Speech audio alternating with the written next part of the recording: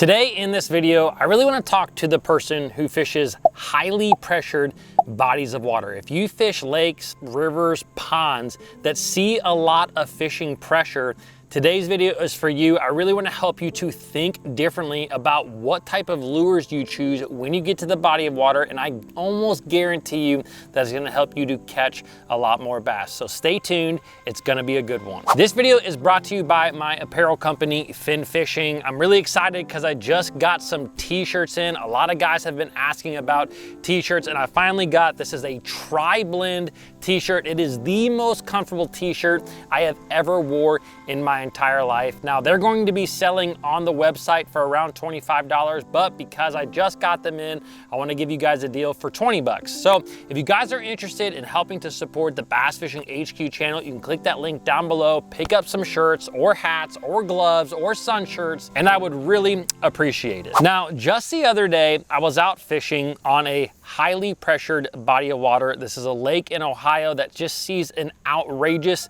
amount of fishing pressure. It's a small lake, and one of the patterns there that catches a lot of fish is simply fishing rock and riprap style banks. Now, as soon as I got to the boat ramp, somebody recognized me. They came up, we talked for a little while, and of course he said, dude, you gotta fish a brown colored square bill, you know? And in my mind, I thought to myself, I had already had a square bill rigged up, but I thought to myself, you know what?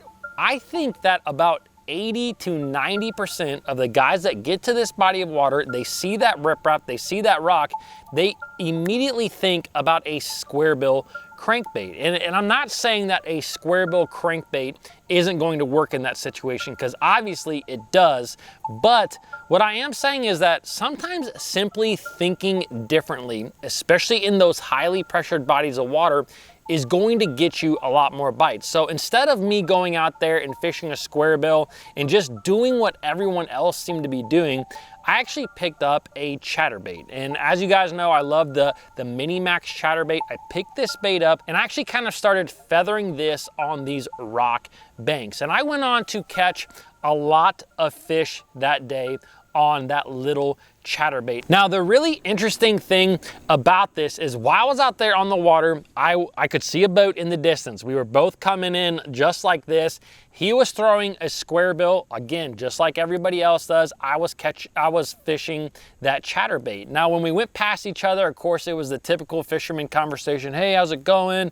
You know, have you been catching any? Blah, blah, blah. Now, this guy had said that he had caught some earlier, but he hadn't caught any recently. And it wasn't but 10 minutes after we passed each other, I kind of went around a corner and I caught like 3 or 4 fish all in this little area. Now, not all of them were that big, but I was still able to get bit when he couldn't get bit. And that's the exact point of this conversation that I'm trying to have with you, is that throwing a different bait in a situation where it seems like everybody is doing the exact same thing can catch you a lot of fish. And I think that there are so many situations out there on the water where we as fishermen see something, whether that's cover, structure, whatever it may be, and we're all thinking the exact same thing. Maybe you see a scum mat against the bank, and I think that probably 80% of us are gonna think, frog. Let's fish a frog down that bad boy. Well, there might be a few other people who are thinking, instead of fishing a frog, I'm actually gonna punch through that. And those guys actually may get bit when those frog fishermen don't get bit. You know, I think when a lot of us see a wooden lay down, a lot of us are thinking about flipping jigs and Texas rigs. And I can remember, I've said this on the channel, a tournament where I was fishing an area of the lake just like that. A lot of wooden lay downs, and everybody was going down the bank flipping their plastics, flipping their jigs. I picked up a frog. I started working it in the shade pockets by all those lay downs and caught a lot of fish on a frog. To me, this is truly something that can help you to catch a lot more fish. Now, just like talking about your lure, I also want to talk about a location thing, because there's something that's really, really important that with location, it's almost the exact same thing. If you're fishing, for example, a couple of years ago, I was fishing on the James River down in Virginia, and the James River has a lot of these creek arms and tributaries that all kind of feed into the James River. Well, I went as far up this particular creek as I could go. Now, when I got to this certain point in this creek, the water all got to be about a foot deep. Okay, it was very, very shallow. You could see the bottom. It was very hard to get through.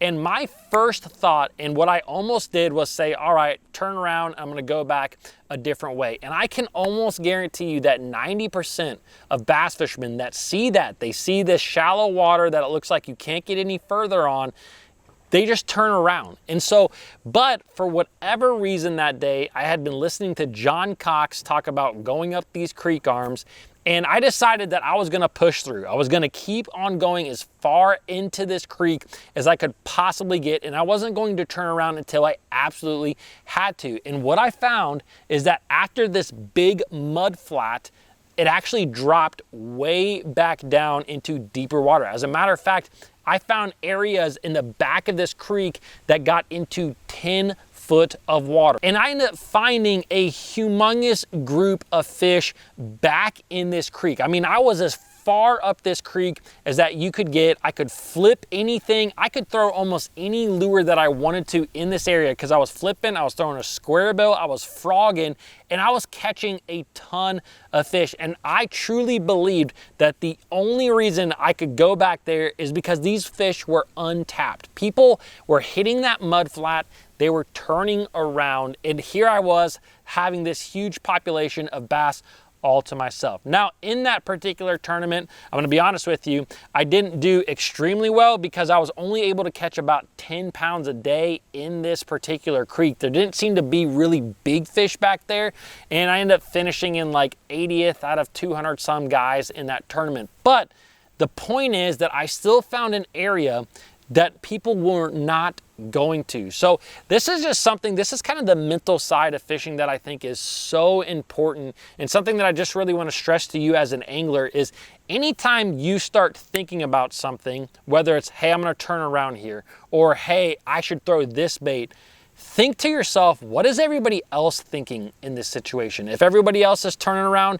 keep pressing forward. If everybody that you can think of is going to throw the exact same bait, try to throw something that is a little bit different. If you do those two things, especially in those highly pressured bodies of water, I think it will help you to catch a lot more bass. So I hope that you guys enjoyed this video. Don't forget to check out the new fin gear. And if you guys want to watch another one of these kind of mental side of bass fishing videos, I'm going to leave one linked right here. Don't forget to subscribe, and I'll see you guys in the next video.